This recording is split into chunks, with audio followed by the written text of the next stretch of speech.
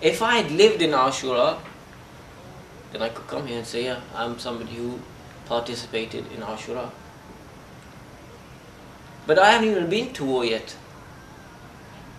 Forget living then, I haven't even been to war.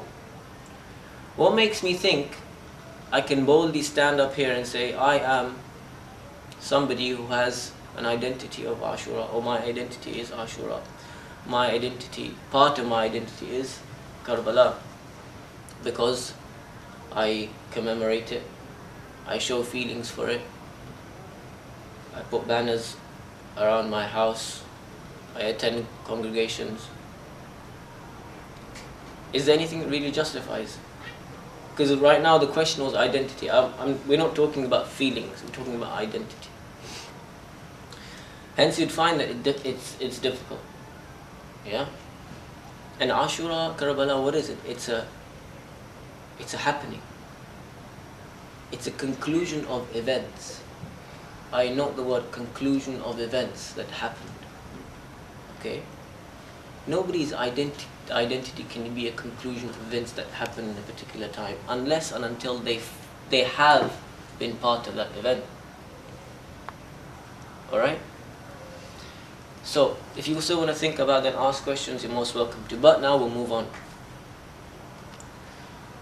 We'll move on to address what this identity thing is. So the first thing we want to discuss, because the issue still pertains, alright, we're going to try and solve this. Is Ashura our identity? How will we do that? We'll discuss briefly about what identity is, and your help will prove to be beneficial.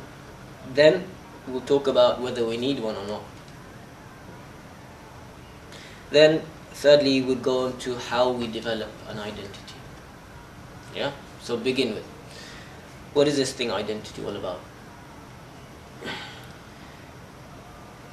If you ask commonly people, if I were to ask you, you'd probably tell me identity is something that makes you stand out, like you wanted to stand out, you wanted to make yourself known in comparison to Hassan.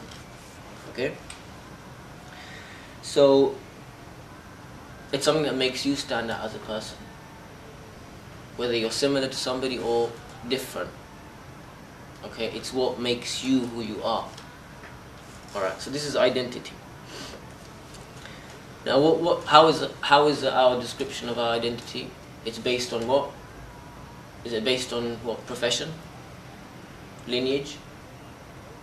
Origin? Color?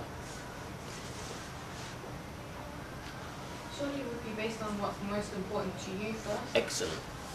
That's brilliant.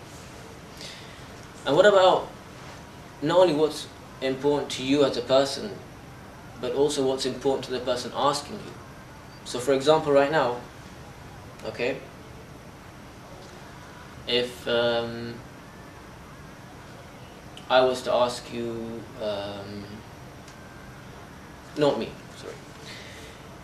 If one of the clerics in this campus, in Guy's campus, was to ask, they wanted to know who you were, what would they ask for? And what would they normally ask for? They'd normally ask for something that associates you with the college.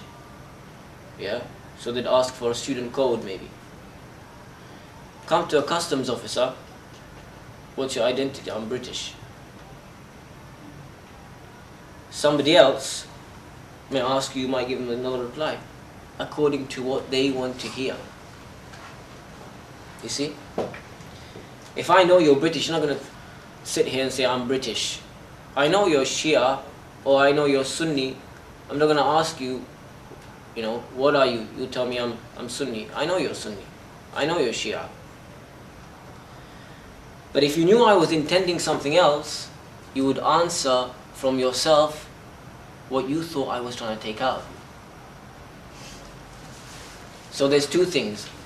When you describe what your identity is, what do we have to know? We have to know who we are as ourselves.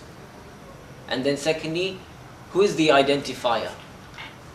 The one who wants to question and interrogate us about who we are. So these are two things we'll need to keep up with throughout the discussion. Okay? So, excellent point.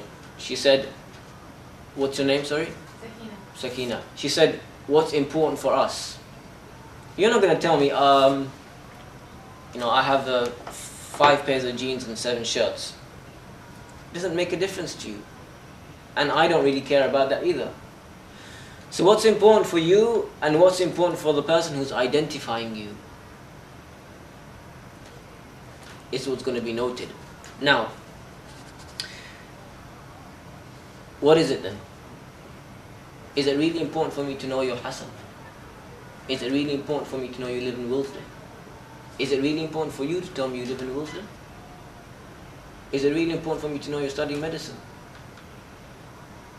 It may be important for you, but it's not important for me. So when I ask you a question, you'll be giving me an answer I don't want to hear. So what, your identity or your criterion of identity is different and mine is different? Then come to somebody in Somalia, if you ask them who you are, if they ask you, who you are, I don't think they'll be wanting to know how many titles you have behind your name. I think they'll be wanting to ask how much you can help them survive. So where does this whole idea of identity arise from? Who's basing this criteria? There's a problem there.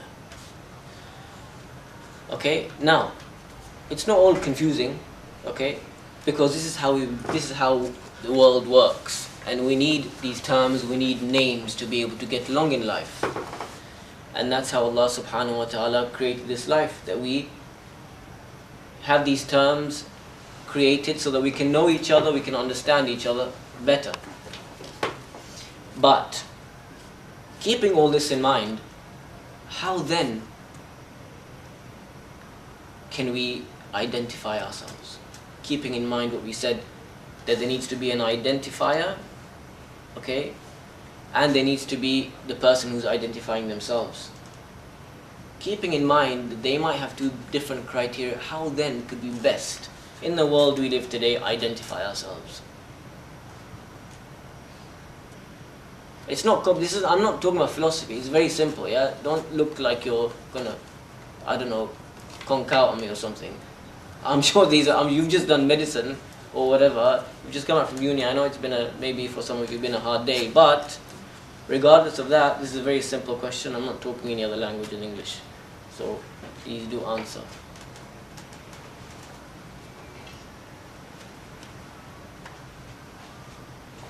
Could you repeat the question just in case?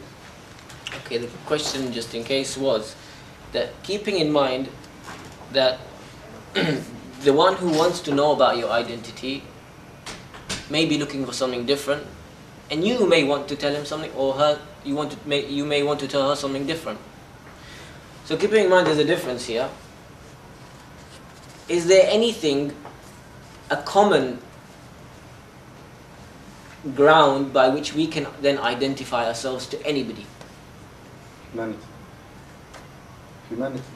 Yeah, but your identity. You don't say my identity is humanity. What's your identity? Because I'm asking you now, fair enough. That's me. I know you, I know your family, I know where you live. Okay? Somebody in Botswana might not know that. It might not be important to him, okay? So it's not about us. We don't just live in this closed room and finish, Alright? We're talking about something more loftier than that. And why? Because remember, this discussion is focusing around Imam Hussein alayhi salam. So now, any suggestion where we could identify ourselves? Yeah. We identify ourselves through our beliefs and the moral codes we hold, each and every one of us. So what would you call yourself? Well, it depends. Sometimes we categorize that into religious beliefs, sometimes we just say into ethical ways of thinking. Okay. So we each categorize ourselves in that. Okay. I understand what you're saying. But just to form the basis of this discussion, if now you want to give an identity to me, because this is the topic, and we'll understand something from this topic as well, how would you do so?